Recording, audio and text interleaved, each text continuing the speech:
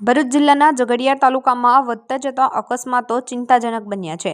મોટાભાગે રોજ કોઈને કોઈ અકસ્માતની ઘટના સામે આવે છે। આજરોજ ઝઘડિયા તાલુકાના મહત્વના વેપારી મથક રાજપારડી નગરમાં 4 રસ્તા નજીક એક હાઈવા ટ્રકની ટક્કરે એક ઈસમનું ઘટના સ્થળે જ કરુણ મોત થયું હતું।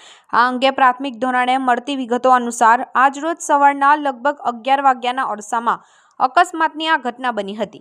મળતી વિગતો મુજબ અકસ્માતની આ ઘટનામાં રાજપારડી નજીકના સારસા ગામનો રમેશભાઈ વસાવા નામનો ઈસમ રાજપારડી 4 રસ્તા નજીક એક હાઈવા ટ્રકના પાછળના વ્હીલ નીચે આવી જતા તેનું ઘટના સ્થળે મોત નીપજ્યું હતું। અકસ્માતની જાણ થતાં અકસ્માત સ્થળે લોકટોળા ઉમટી પડ્યા હતા તેમજ મૃતકના પરિવારજનો પણ ઘટના સ્થળે દોડી આવ્યા હતા। ઉલ્લેખનીય છે કે રાજપારડી 4 રસ્તા પર થઈને અંકલેશ્વર ભરૂચને રાજપીપળા સાથે જોડતો ધોરીમાર્ગ પસાર થાય છે। આ ધોરીમાર્ગ રાજપીપળાથી આગળ બોડેલી છોટાઉદેપુરના માર્ગ સાથે જોડાતો 24 કલાક વાહનોની રફતારથી ધબકતો રહે છે।